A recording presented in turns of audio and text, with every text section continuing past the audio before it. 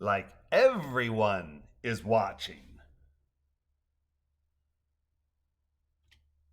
Memorial Day weekend, my wife, son, and I drove 400 miles from Raleigh, North Carolina to Lancaster, Pennsylvania to attend the wedding of my nephew Justin and his bride Katie.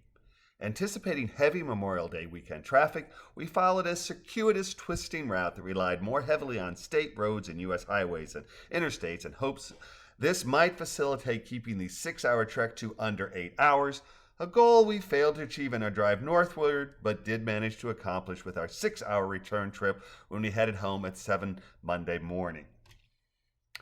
With 10 attendants, the wedding party was on the large size, as was the informal Friday evening picnic they provided for their 170-ish guests.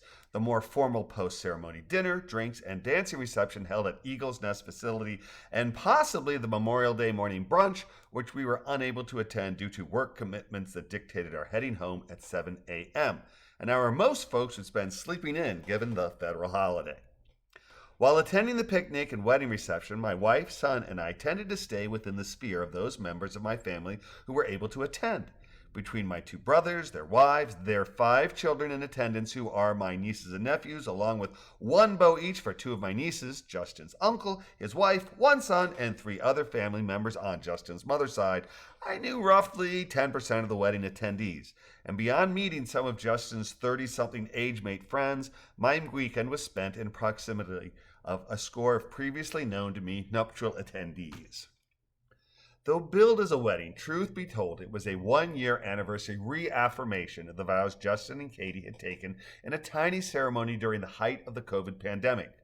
We gathered to celebrate their union rather than witness it, and in their invitations was a statement asking the guests not lavish them with gifts, but rather donate to a fund whose proceeds would be split between 3 charitable organizations: Feeding America, a food bank that Katie's employer, No Kid Hungry, partners with that provides food for hungry children, an organization that works towards guaranteeing health care vis-a-vis abortion access, and a third that fights for equal rights for LGBTQ+, all causes about which J and K feel extremely passionate. In addition to cocktails and hors d'oeuvres, followed by a sit-down dinner, the wedding reception also featured a DJ who provided us with song after song for hours on end.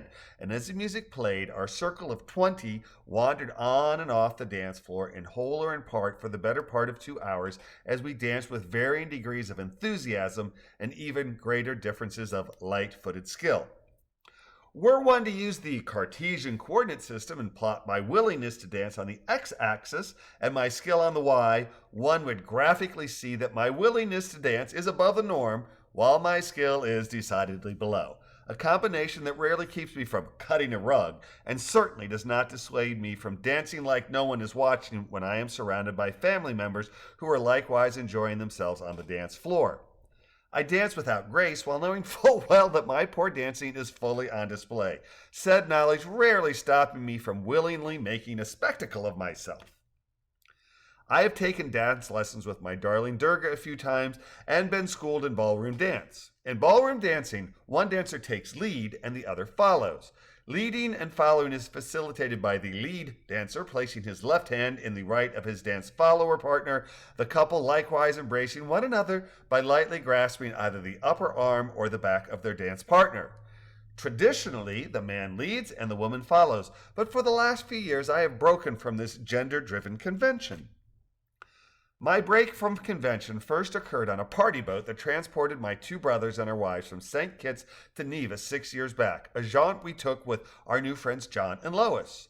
Music played and liquor flowed on the trip to and from Nevis, and John, 16 years my senior, was decidedly not dancing, though his lovely wife Lois would dance with us. Emboldened by being in a foreign land where I was highly unlikely to be recognized, I offered my hand to John and beckoned him to dance, an invitation he decidedly rejected before laughingly accepting after I continued to make this gesture until he finally conceded. I also danced with our ship's captain. For the record, I am a cisgender 62-year-old heterosexual man who just celebrated 30 years of marriage to a remarkable woman, and I'm very attracted to females. But that's not the point. The point is to enjoy oneself and wholeheartedly embrace joy while fighting ridiculous stereotypes that are in opposition to the pursuit of wholesome fun. And dancing should be embraced as being exactly that: wholesome, joyful, and free. Thus it was to that end that I extended my right hand to the boyfriends of both of my nieces, as well as my two brothers, as we danced. Societal rules that dictate and perpetuate meaningless restrictions on 100% good, clean fun deserve to be challenged, and so it was that Brennan, a mid-20s young man who'd only met me once before, and Tim, an early 30s gentleman who'd spent considerably more time with me and therefore knew in advance my penchant to laugh at convention and do as I think proper, wound up dancing with me. We alternated between me leading, where I danced with my left hand in their right, and having them lead, where I would put my right hand in their left as we danced the late afternoon away. Likewise, my two brothers, my eldest at first resisting and then acceding, and my elder, the father of the groom, ballroom dancing with me with greater abandon and joy, because that's what weddings should be: inclusive, joyful celebrations of love, whether the couple is conservative, staid, and traditional, or far outside the vows of man and wife, and are instead a pair of same-sex humans bonded together regardless of plumbing. We only get one turn at life, and we should spend as much of it in joyful embrace of each other rather than condemnation of loves that stray from the straight jacket of Western mores. Mazel tov!